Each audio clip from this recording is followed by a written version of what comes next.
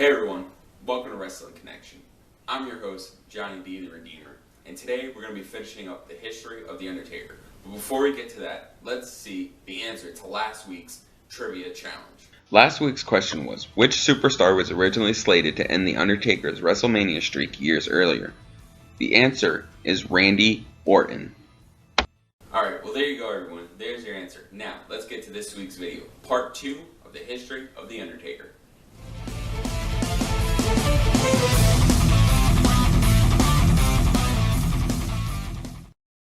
We last left off with The Undertaker returning at Judgment Day 2000, debuting as the American Badass with his new biker gimmick.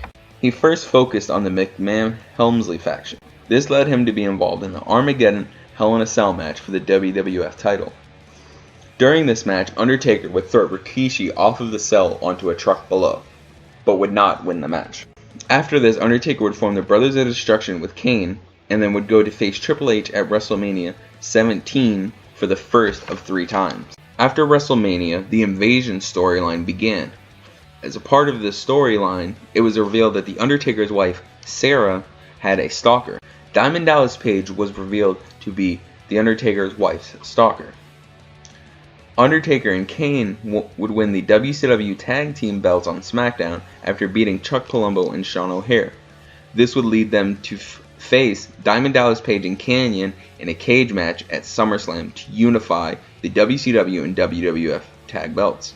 Undertaker would then further be involved in the Invasion storyline by being a part of Team WWF. The team would first lose at Invasion due to Stone Cold turning on his team to join the Alliance, but then would ultimately win at Survivor Series, finally beating the Alliance. The Undertaker would then turn heel for the first time in years by making Jim Ross join Vince's Kiss My Ass Club. The Undertaker would then debut a new look with shorter cropped hair and calling himself Big Evil.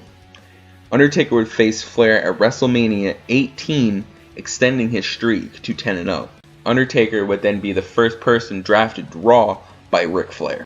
Undertaker would then become #1 contender for Hulk Hogan's WWE Championship, and he would help Hogan retain the WWE Championship so that he could face Hogan for the championship to prove that he could do it on his own. He would beat Hogan at Judgment Day 2002 for his 4th WWE Championship. Undertaker would then turn face after a brutal ladder match with Jeff Hardy. Undertaker returned to the ring seemingly to beat up Jeff Hardy, but instead raised his hand in recognition. Undertaker would then be switched from Raw to SmackDown and would begin a feud with Brock Lesnar. Their first match at Unforgiven would end in a double disqualification after Undertaker threw Brock Lesnar through the Unforgiven stage sign. We would then see Brock Lesnar ambush Undertaker backstage on an episode of SmackDown, breaking the Undertaker's hand. This led to a Hell in a Cell match at No Mercy. After a brutal match, we would see Brock Lesnar overcome the Undertaker. Later on SmackDown, we would see Big Show throw the Undertaker off of the stage to give him time off to recuperate. Undertaker would return at Royal Rumble 2003, reigniting the feud with Big Show. A-Train would also get involved, and the Undertaker would enlist the help of Nathan Jones to even the odds. The match at WrestleMania 19 was originally booked as a tag team match with the 4 opponents, but Nathan Jones was pulled from the match, and Undertaker would go on to face A-Train and Big Show in a handicap match. After some help from Nathan Jones, the Undertaker emerged victorious at WrestleMania. The Undertaker would then have a brief feud with the young Doctor of Thugonomics, John Cena, before reigniting his feud with Brock Lesnar. They would have a biker chain match at No Mercy, which the Undertaker would lose thanks to interference from Vince McMahon. Vince McMahon said that as long as he's breathing in and out, the Undertaker would never become WWE Champion again. Paul Heyman would give the Undertaker a chance to name his own match if he could beat both the Big Show and Brock Lesnar in a handicap on SmackDown, which the Undertaker won. Instead of choosing another match against Brock Lesnar, the Undertaker instead chose Vince McMahon in a Buried Alive match. The two would have a very brutal and bloody match, and just as it looked like the Undertaker was going to win, his brother Kane interfered and buried the Undertaker. Starting at the Royal Rumble, vignettes would begin to play haunting Kane, signaling the return of The Undertaker. These would include the lights dimming down to purple during Kane's matches, fog filling the ring, and rain pouring down upon Kane. One night we even saw a casket brought into the ring, and as Kane attacked it, we saw that the urn was inside of the casket, signaling another return along with The Undertaker. The Undertaker returned at WrestleMania 20 as the Dead Man with Paul Bearer, quickly defeating Kane and extending his streak to 12-0. Weeks later, we saw the Dudleys, who were working for Paul Heyman, kidnap Paul Bearer, forcing The Undertaker to work for Heyman. This led to a cement crypt match at the Great American Bash. Undertaker was told that unless he laid down and let the Dudleys beat him, Paul Bearer, who was held inside of a glass case, would be buried in cement. Undertaker would go on to defeat the Dudleys and reclaim the urn. But instead of rescuing Paul Bearer, he said that Bearer was a liability and instead encased him in cement himself. He would then go on to feud with John Bradshaw Layfield, resulting in the first last ride match at No Mercy. Undertaker would lose this match due to interference from the newcomer Heidenreich. This would lead to a casket match between the two at the Royal Rumble, which The Undertaker won. Randy Orton would then challenge The Undertaker's undefeated streak at WrestleMania. Undertaker would defeat Orton, extending his streak to 13-0. Undertaker would then face both Randy Orton and Orton's father, Cowboy Bob Orton, in a casket match at No Mercy. The Ortons would win this match and would lock Undertaker inside of the casket and light it on fire just as Kane had done years ago. After Randy Orton's match at Survivor Series, Druids would bring out a casket standing and upright. A lightning bolt would strike the casket, lighting it on fire, and then Undertaker would kick the door in, emerging from inside of the burning casket. Undertaker would then face Orton in a bloody Hell in a Cell match, which The Undertaker would win.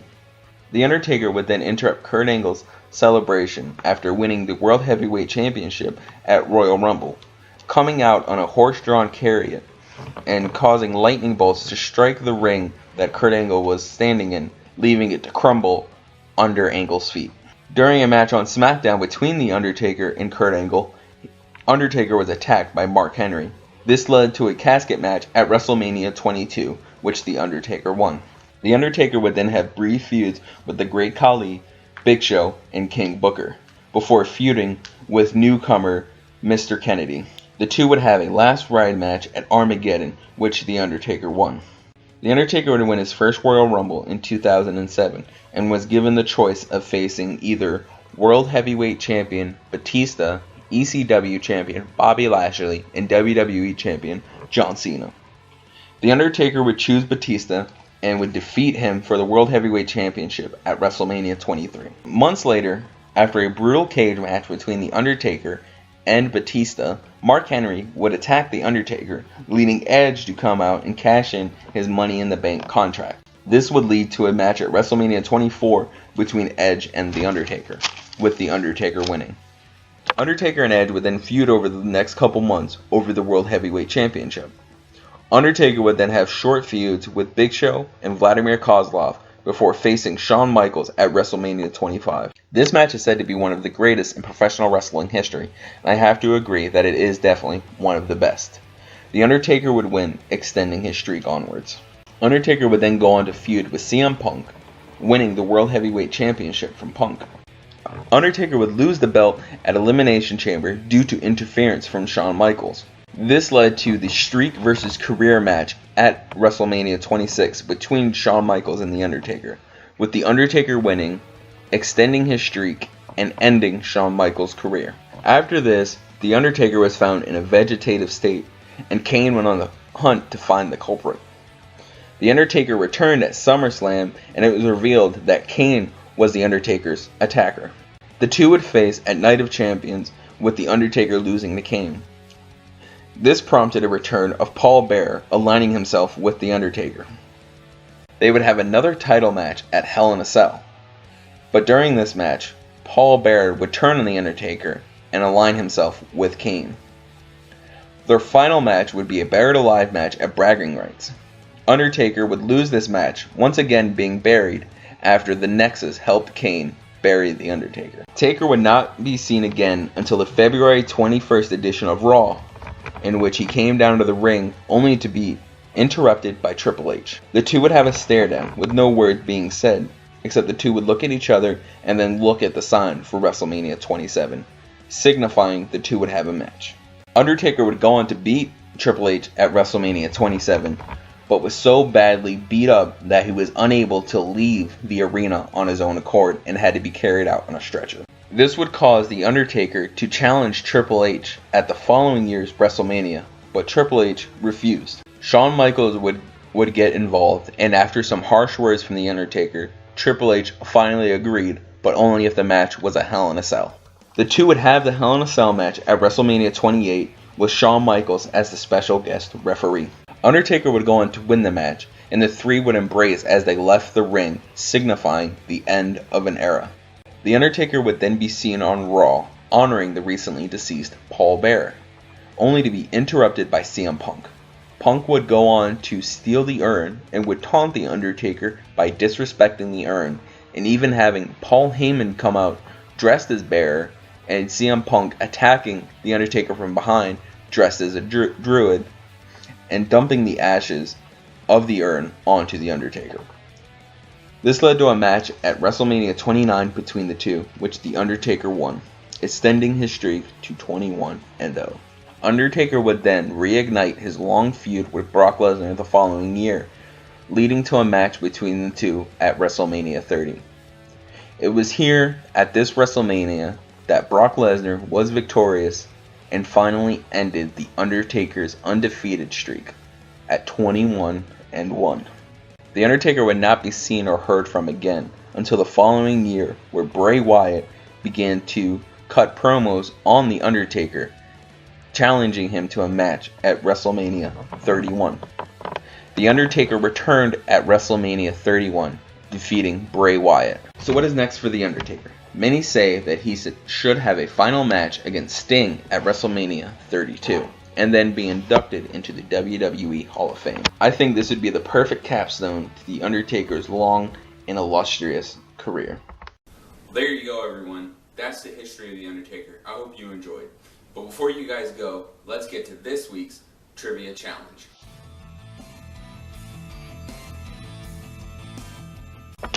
Who was the first superstar to have held the WWE, WCW, and ECW championships?